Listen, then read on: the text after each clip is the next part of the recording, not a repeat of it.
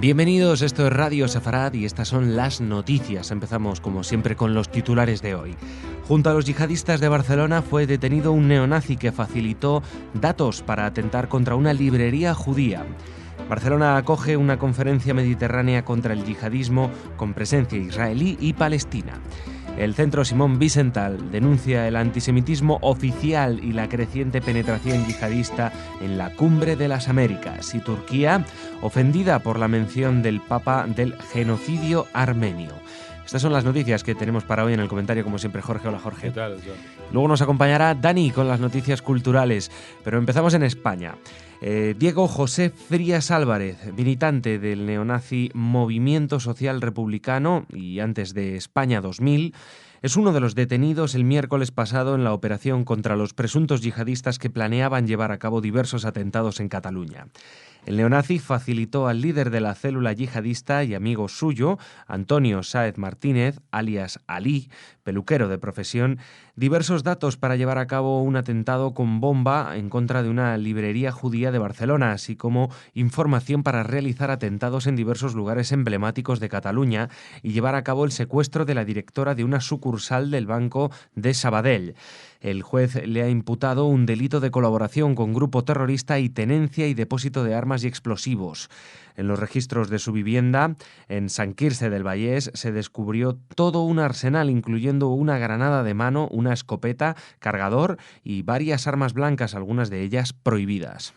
Bueno, sobre este tema vamos a hablar más extensamente esta semana con Esteban Ibarra, del Movimiento contra la Intolerancia, sobre esta comunión de intereses entre la extrema derecha, los partidos neonazis, y el yihadismo. Y aparte de aquí también se desprende algo más, que es el modus operandi de los yihadistas en Europa. Ya lo habíamos comentado cuando fue primero Francia y luego Dinamarca, que primero parece como que los yihadistas van y cometen un atentado de índole general, atacar una reunión o el Charlie Hebdo o una exposición sobre las caricaturas, etcétera, y luego como complemento o como actividad complementaria, tomándolo esto con toda la ironía del caso, pues atacar un objetivo judío, que no tiene nada que ver ni con el yihadismo, ni con la guerra, ni con nada. Simplemente un objetivo judío. En la primera ocasión fue un supermercado kosher en París. En la segunda fue una sinagoga donde se estaba celebrando un cumpleaños de 12 años de una chica. Y parece que aquí en España se preparaba algo similar. O sea que a los atentados que estaban planificando esta célula, pues este neonazi les había facilitado o señalado posibles objetivos judíos para completar la faena. Es terrible, pero es así. Incluso el atentado que hubo en Túnez hace unas semanas en el museo, puede ser que haya tenido un objetivo, que haya sido un objetivo secundario similar, porque primero intentaron entrar al Parlamento, fueron repelidos sin éxito y luego atacaron este museo, porque no olvidemos que en Túnez ya no hay judíos, ya los han expulsado de alguna manera y no los dejan descender para visitar la sinagoga de los cruceros, etcétera, y por lo tanto seguramente pensaban que en un museo turístico como el del Bardo, pues podría igual caer por casualidad algún judío. Esa es mi sensación. Luego hay algo extraño en esta causa, por lo menos que a mí me llama la atención, porque en la prensa trascendió que el auto del juez señala que esta librería judía de Barcelona llevaría el nombre algo así como La Piedra o La Pedra. Y la verdad es que nos hemos puesto en contacto con gente de Barcelona, con gente del mundo de las librerías judías, y lo hemos buscado por Google y en toda España no existe ninguna librería judía o no judía que se llame La Piedra o La Pedra. Y de las de temática judía que hay, pues ninguna coincide con este perfil. Posiblemente se refieran a una editorial desaparecida o que ha cambiado de residencia, que ya no está en Barcelona hace muchos años, pero llama la atención que haya trascendido justamente ese dato tan específico cuando justamente ese objetivo no es un objetivo que exista, pero lo que sí está claro es que había un objetivo judío. Había un objetivo judío y el yihadismo en España, que todavía tenemos la suerte de ir zafando de sus garras directas, pues ya vemos que a través de las detenciones hasta dónde estaban implicados y hasta dónde pensaban llegar. Por cierto, este mismo fin de semana se cumplieron 30 años de un primer atentado en el año 85, justamente hace 30 años, el 12 de abril, en un restaurante llamado El Descanso, en las afueras de una base militar americana, pero en la que murieron muchísimas personas, todos ellos españoles, que en su momento quedó sin aclarar cuál era la autoría, aunque hubo testimonios que señalaban a un señor llamado Seth Marian, que era un sirio que estaba residiendo en España, pero no se sabe muy bien por qué no pasó nada con eso. Ese señor Seth Marian hoy en día es uno de los máximos dirigentes de Al Qaeda. Así que ahora, a 30 años después, parece que alguien se está dando cuenta de que en España, en el año 85, se cometió el primer acto yihadista en Europa y nadie siquiera se enteró del tema. Hasta ahí llegamos, a que cometen el atentado yihadista, lo reivindican, pero aquí, mientras el juez no diga esto es esto, pues entre la presunción de inocencia, los presuntos terroristas, los presuntos esto y los presuntos otros, pues aquí muchas presunciones y después pues no pasa nada. Recordemos que en el año 85, en abril del año 85, España todavía no tenía relaciones diplomáticas con Israel. Le faltaban unos meses, estaba el gobierno de Felipe González y una de las cosas que más temía Felipe González si declaraba este intercambio de relaciones diplomáticas con Israel fue justamente que hubiera una ola de atentados. Pero aquí en España parece que todo se olvida muy rápidamente y cuando se habla del yihadismo, pues parece como que fuera un fenómeno de anteayer. Y no, aquí, en España, empezó hace 30 años. Seguimos en Cataluña. Barcelona acoge este lunes la conferencia de ministros de Exteriores en la que participan representantes de 36 países de la Unión Europea y de la ribera sur del Mediterráneo para analizar cómo reforzar la cooperación ante asuntos como la lucha contra el terrorismo yihadista, la inmigración ilegal o la energía. Además de los países europeos, participan Marruecos, Argelia, Túnez, Egipto, Palestina, Israel, Jordania y Líbano, todos los de la ribera sur del Mediterráneo, excepto Siria y Libia, debido a la situación de inestabilidad que atraviesan ambos países. En cuanto a Israel y Palestina, ha trascendido que intervienen en mesas distintas. Sí, hoy los ministros de Exteriores de Francia, España y Alemania pues se reunieron para rendir un homenaje a las víctimas del vuelo de Germanwings, ya que estaban aquí. Llaman la atención varias cosas de esto. Una, primero, que más o menos el marco podría ser el Mediterráneo, y entonces están casi todos los países, excepto estos dos mencionados, Siria y Libia, porque Libia ya se cuenta como un país en manos del yihadismo. De a poquito nos vamos enterando de que, bueno, ya no se puede hablar con nadie en Libia. Ya no hay representatividad, ya no se cuenta con él, y en los mapas de los expertos en yihadismo aparece ese manchón grande de Siria e Irak y otro manchón en el norte de África. Así que vamos a ver si abrimos los ojos. Y llama la atención porque aparte de estos países, pues está, por ejemplo, Jordania, que se puede decir de Jordania muchas cosas menos que sea Mediterráneo, porque está enclavado en el medio del desierto sin salida a ningún mar, con lo cual no sé, ni es Mediterráneo, ni es Pérsico, ni es ni siquiera del Mar Negro. Así que bueno, lo que pasa, ¿por qué se lo mete aquí? Supongo por el tema del yihadismo, por el tema de la inmigración, pero en el caso de más que inmigración ilegal, lo que tienen allí es la avalancha de refugiados. Y yo creo que por encima de todo, porque esto tiene más que ver con la corrección política que con una acción verdadera. Y fíjate hasta dónde llega la corrección política, que este encuentro iba a realizarse hace varios meses y se aplazó. ¿Por qué se aplazó? Porque todos los países árabes dijeron que ellos no pensaban venir a una reunión donde estuviera Avigdor Lieberman, el ministro de Relaciones Exteriores de Israel.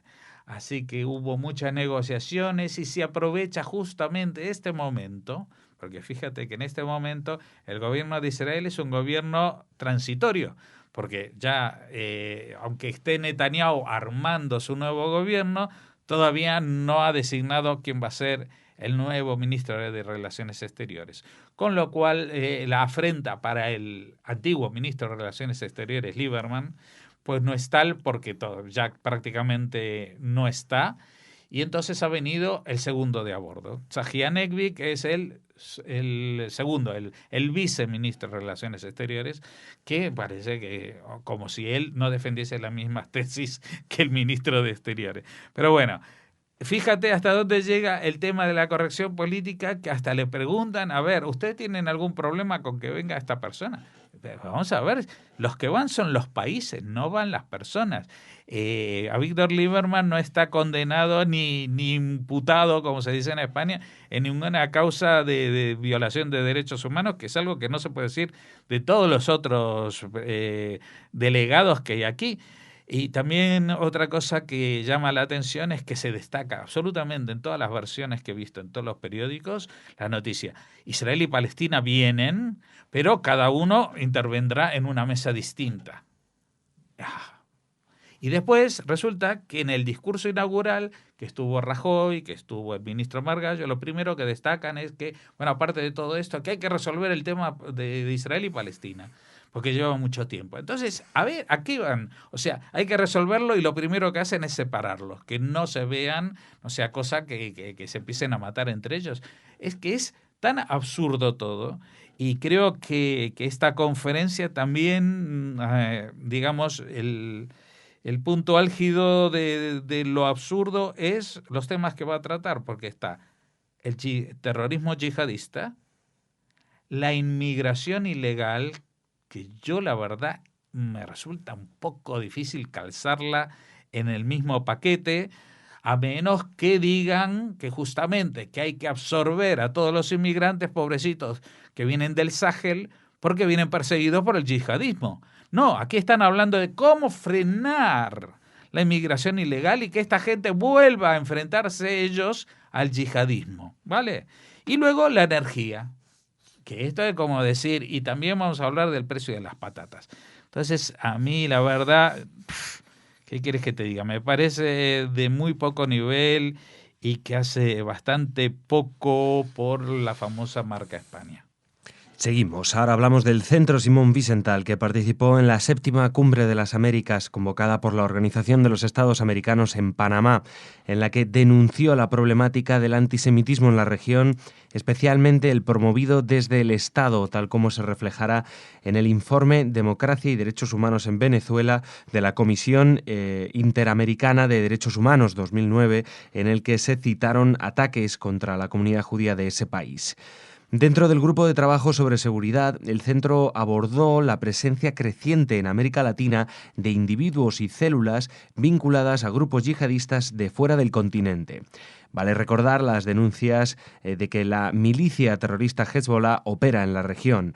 Además, el centro logró que el documento del grupo de trabajo presentado ante los jefes de delegaciones gubernamentales incluyera la recomendación de establecer políticas preventivas en relación con el uso de Internet y las redes sociales como vehículo para los mensajes de odio, tomando los recaudos necesarios para preservar la libertad de expresión. Bueno, Jordi, todo el mundo ha visto imágenes de esta cumbre de las Américas, pero no por lo que se habla en ella, sino otra vez en plan como si fuera un culebrón venezolano, pero en este caso los protagonistas han sido un cubano y un americano, ¿no? Esto que se encuentran Obama y Castro. Bueno, Castro el hermano pequeño, porque el hermano mayor todavía no creo que esté dispuesto a darle la mano a ningún americano. Pero bueno, el tema es que se encuentran con esta nueva filosofía que reina en la Casa Blanca, es decir, yo te doy todo, no te pido nada a cambio, tú ganas, pero déjame tranquilo, ¿no? Déjame vivir, no quiero volver a oír de Cuba, no quiero oír hablar del bloqueo, por supuesto.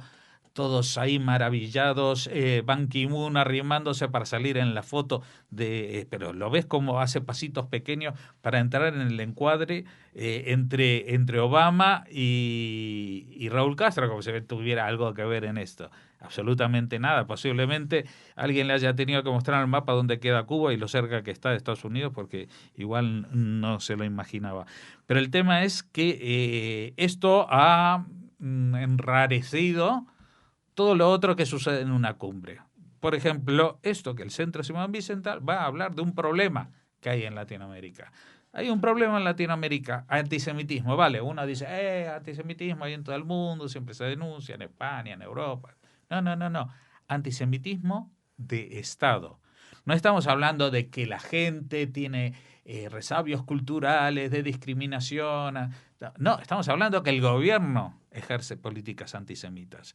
Eso es lo que está advirtiendo el Centro Wiesenthal. Y el ejemplo más flagrante es el de exactamente Venezuela. El que fue ahí, Maduro entró en la cumbre como diciendo todos me atacan y nadie estaba ahí prestándole la más mínima atención.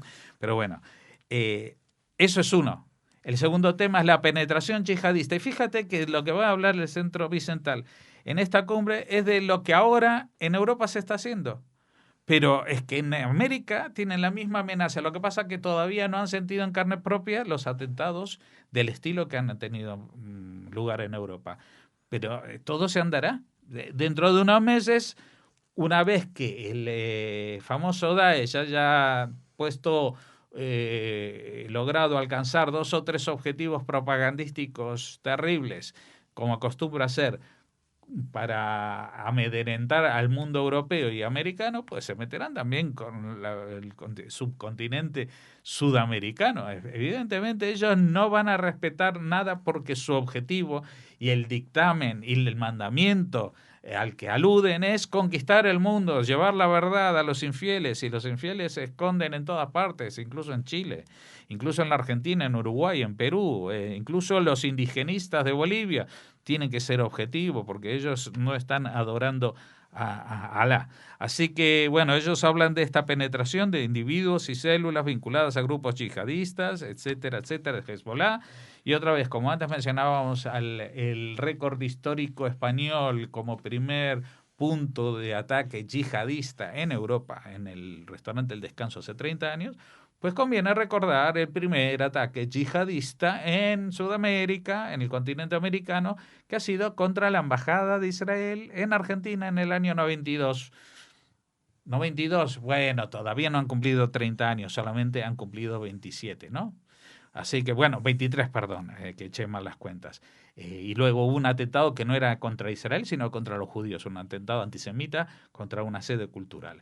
Así que eso es el yihadismo, de eso tendrían que hablarse en las cumbres de América Latina, pero la gente está haciéndose fotos.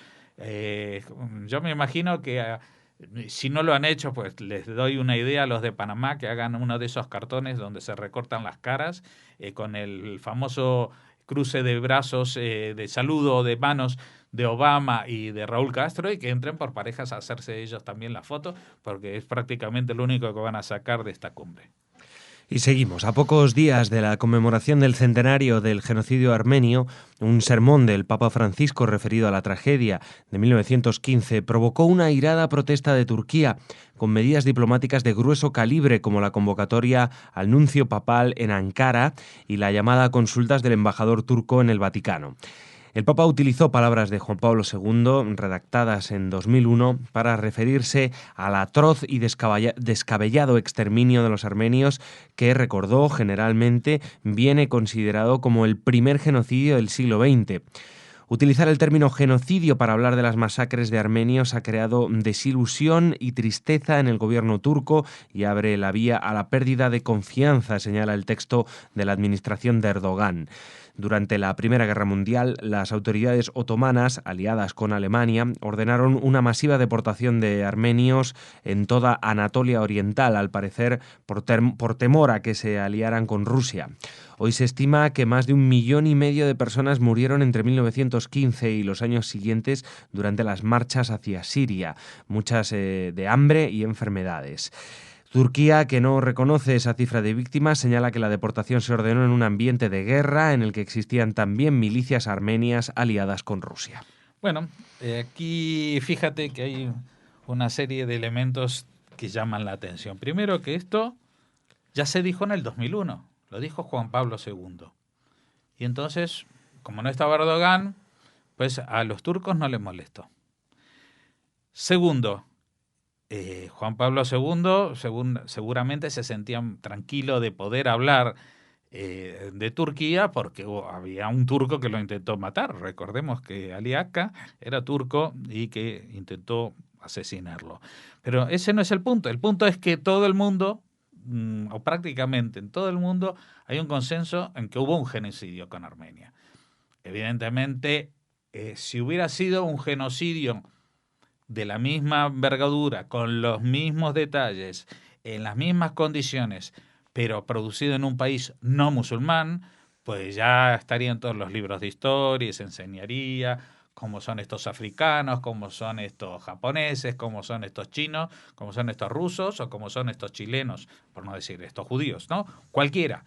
Pero cuando el genocidio lo produce un país musulmán, tenemos un problema de reconocimiento internacional.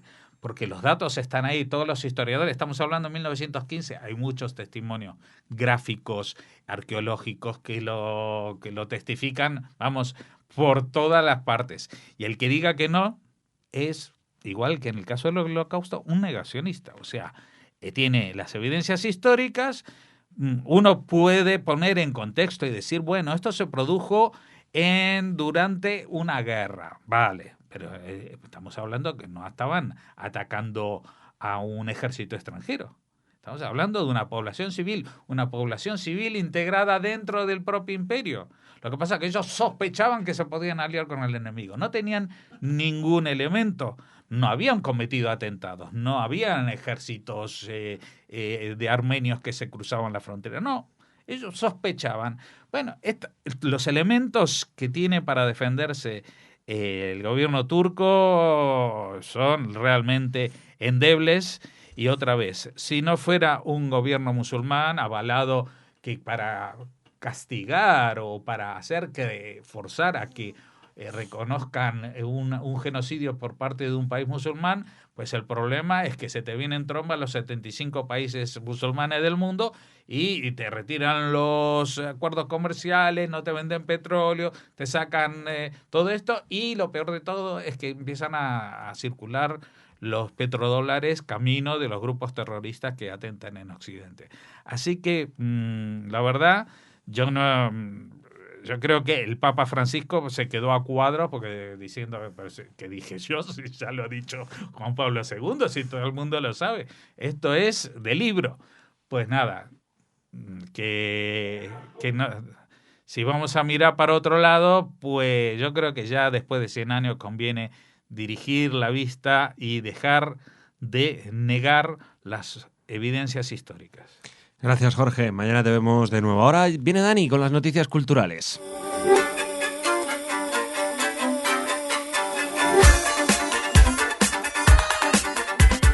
Y ya es el momento de hablar de cultura. Hola, Dani.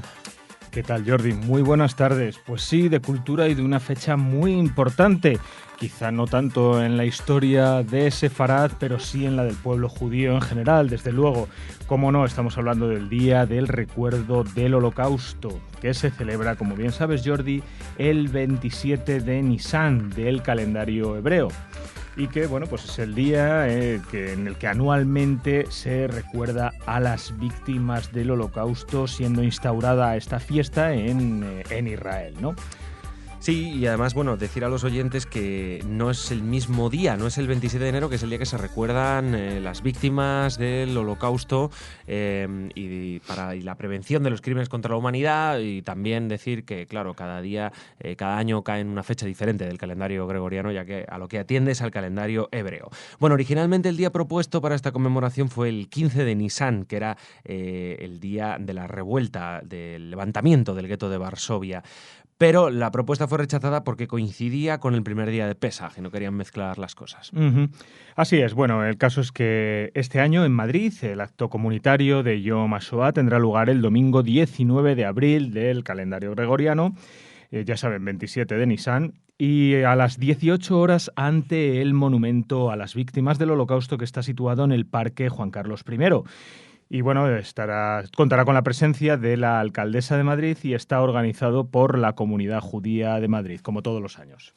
Sí, y cambiamos de tema. Hablamos ahora de una cumbre que tendrá lugar a finales de este mes en Ávila. Hablamos de la tercera cumbre Herencia Sefardí. Y aunque sea un acontecimiento que conmemora eso, la herencia de los sefardíes, hay que decir que es la primera vez que se celebra en Sefarad, en España. Más de 70 personas de 23 comunidades sefardíes de todo el globo terráqueo conformarán la tercera cumbre Herencia, que tendrá lugar los días 27 y 28 de abril con su epicentro en Ávila, la primera ciudad española que acoge este acontecimiento. Así es, Jordi. El lunes 27 de abril, como bien has dicho, a las 11:30 de la mañana, a las 11:30, tendrá lugar en Ávila la inauguración de la tercera cumbre Herencia, que contará con la presencia, entre otros, del ministro del Interior del Gobierno de España, Jorge Fernández, de Isaac Querub, el presidente de la Federación de Comunidades Judías de España. Ambos darán el pistoletazo de salida a una iniciativa que convertirá a la capital amurallada en epicentro del mundo sefardí por unos días.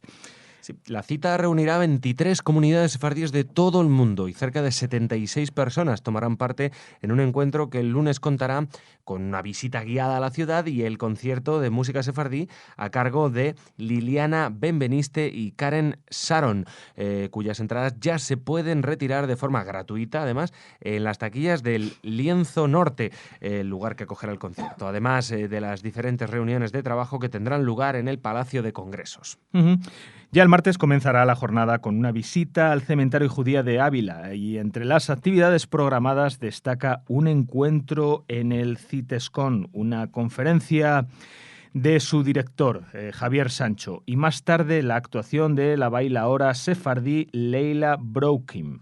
La tercera cumbre Herencia se prolongará hasta el 30 de abril, con otras actividades programadas en las ciudades de Madrid y Toledo. Pues ya saben, la verdad es que un gran acontecimiento aquí en Sefarad, la tercera cumbre Herencia Sefardí, con representantes de comunidades sefardíes de la diáspora de más de 23 comunidades sefardíes y más de 70 personas. Y ahora nos vamos a Portugal, Jordi, porque hay que recordar a nuestros oyentes que Sefarad no es solo España, Sefarad es España y también nuestros hermanos de Portugal forman parte de Sefarad. Sefarad es la península ibérica en su conjunto.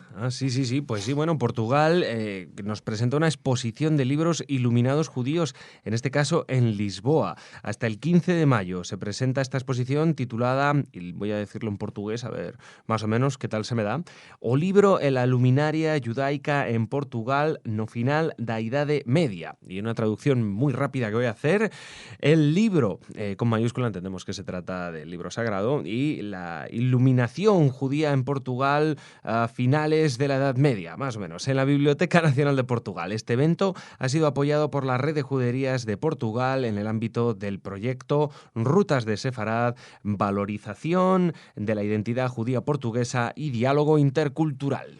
Pues muy bien, Jordi. Así que, vamos, 3 actividades. La conmemoración de las víctimas de la Shoah, esta cumbre de Herencia Sefardí, y para quienes se desplacen al país vecino, al precioso país Portugal, pues ya saben, en la Biblioteca Nacional tienen esta exposición sobre libros iluminados de judíos.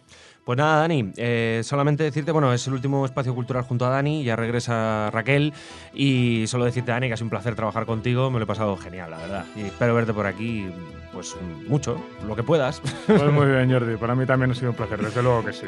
Pues nada, ya saben, ya mañana ya regresa Raquel con las noticias culturales y Jorge y yo, como siempre, aquí en el informativo. Les esperamos, hasta mañana.